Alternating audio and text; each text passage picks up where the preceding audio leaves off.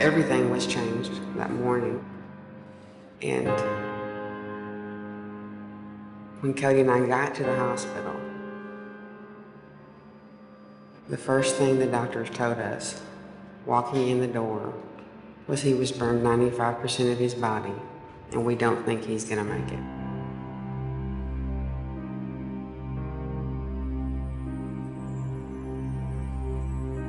There's nothing you can say to that.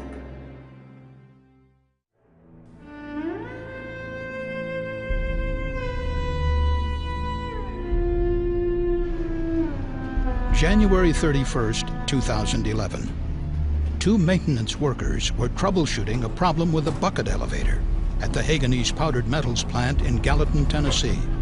Suddenly, fine particles of iron dust ignited when workers attempted to restart the elevator's motor. The CSB investigation into that accident was underway when just 2 months later, on March 29th, a similar flash fire burned another Haganese worker. At a news conference in Tennessee on May 11th, the CSB released laboratory test results demonstrating the combustibility of even small amounts of the iron dust when dispersed in air in the presence of an ignition source. Just 16 days after the CSB released those test results, on May 27th, a hydrogen explosion erupted in the plant. The blast shook loose iron dust accumulations from the upper reaches of the building, which ignited and rained down on workers. Combustible dust is a serious workplace hazard across the country. Since the Chemical Safety Board was established in 1998, 3 of the deadliest accidents we have investigated have been combustible dust explosions. They are entirely preventable, just like the dust fires that occur at Haganese. The Haganese Corporation is a subsidiary of GKN, a multinational engineering company headquartered in the United Kingdom. The Haganese Gallatin facility, located some 30 miles from Nashville, employs about 180 workers in the production of powdered metals with a capacity of 300,000 tons per year. The main product is over 99% pure iron powder, used primarily in the automotive industry. The manufacturing process releases combustible metal dust into the workplace. The dust must be controlled and not allowed to accumulate. But when the CSB examined the Haganese facility after each of the 3 accidents, we were alarmed to discover literally tons of accumulated dust on surfaces throughout the facility. At the Haganese facility, iron powder travels through the plant by a system of conveyors and bucket elevators.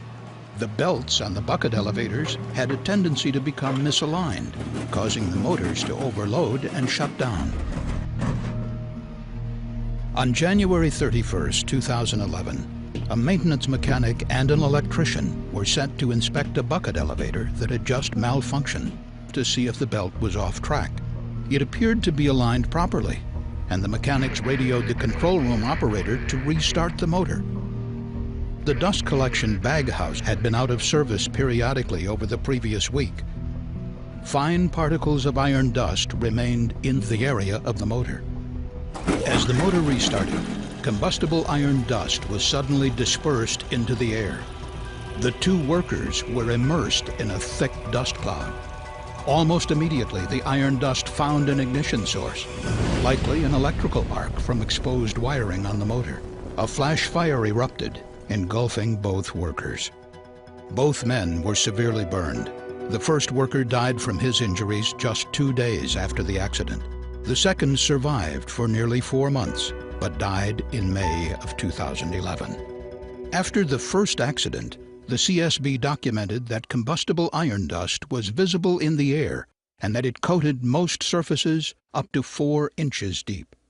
These CSB investigation photos show the accumulated dust on elevated surfaces, where the dust could be readily dislodged and ignited. The CSB report noted that engineering controls, such as enclosing conveyors and installing properly designed dust collection equipment, are the best ways to prevent dust accumulations. But as this CSB investigation video shows, the plant's powder handling equipment was not adequately sealed. Combustible dust was always present in the air inside the plant.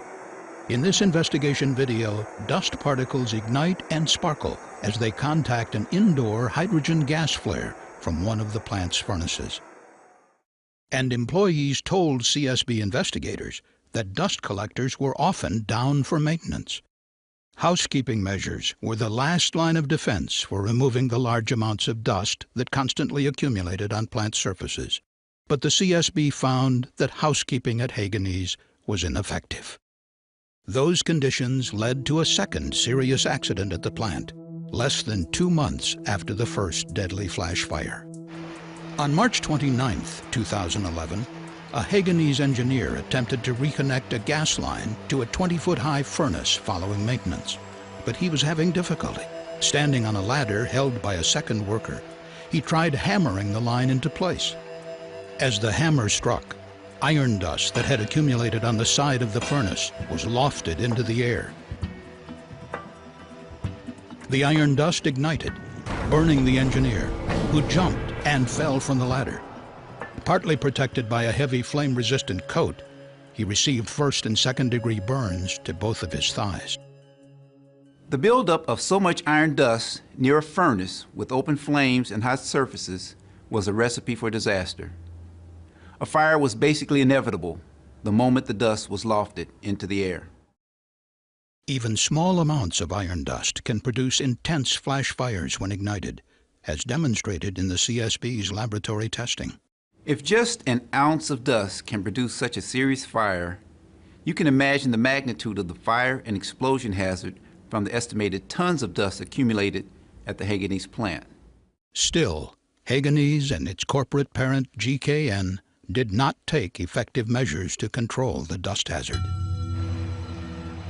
Around 6 a.m. on the morning of May 27, 2011, operators near one of the plant's furnaces heard a hissing noise that they identified as a possible gas leak. They believed that the leak came from piping somewhere below the furnaces. Inside a trench under large steel covers. 6 mechanics were sent to find and repair the leak as another operator stood by. They assumed it was similar to another recent leak that involved nitrogen, an odorless, non-flammable gas. Unknown to the workers, the leak actually involved a different odorless invisible gas, highly flammable hydrogen, used in the plant's massive annealing furnaces. Using a forklift, maintenance personnel removed a trench cover above the area of the suspected leak. As the cover was wrenched upward, metal sparks ignited the hydrogen, causing a powerful explosion. Hydrogen continued to leak from piping, fueling a jet fire. The force of the explosion lofted large quantities of iron dust that had accumulated on rafters and overhead surfaces. Falling clouds of dust ignited as they contacted the flames below. Visibility was reduced by the large quantity of dust in the air. One eyewitness reported that even with a flashlight, he could only see 3 to 4 feet ahead as he tried to escape. 5 workers, including the operator standing by the trench, and 4 of the mechanics were injured, 3 of them with severe burns. 2 of those workers would die from their injuries within days. The 3rd injured worker succumbed 6 weeks later.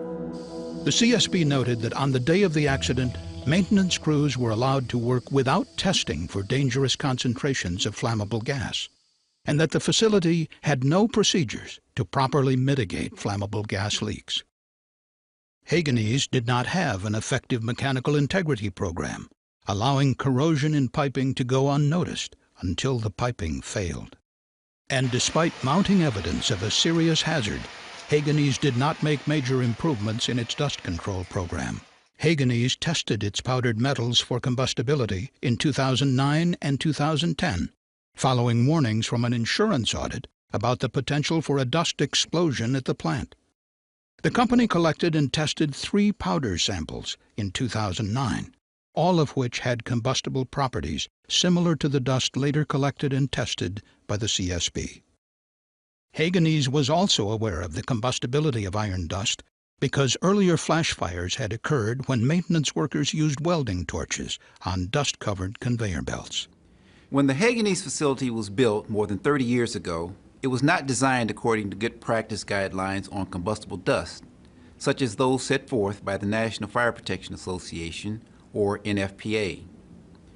And during its decades of operation, it was never redesigned to address the serious dust hazard.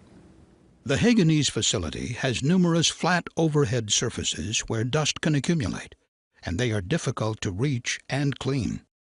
NFPA 484, the standard for combustible metals, recommends that floors, elevated platforms, and gratings be designed to prevent dust accumulations and to facilitate cleaning.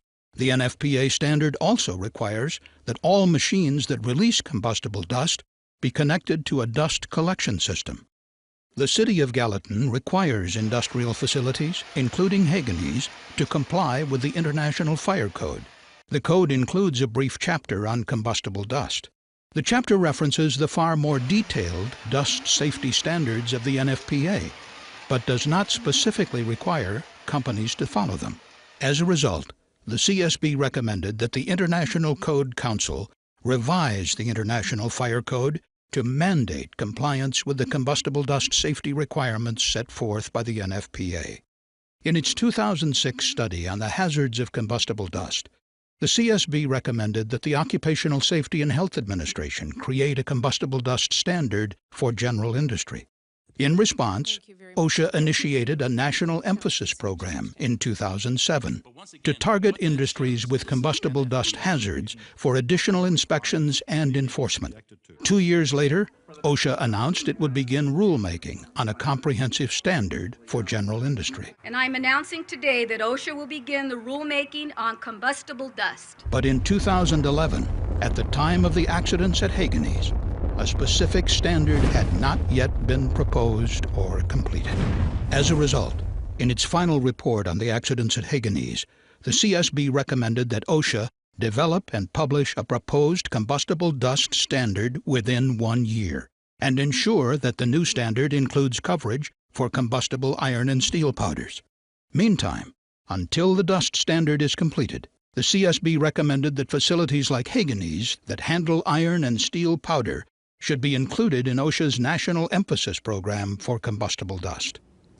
It is a tragedy that 5 lives were lost at the Haganese facility from these accidents. The CSB believes that adhering to recommended industry practices will greatly reduce the potential of a future dust fire or explosion.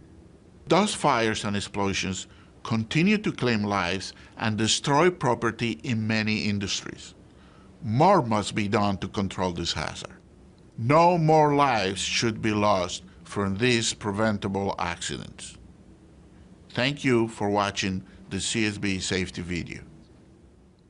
For more information on the CSB's Haganese investigation, please visit csb.gov.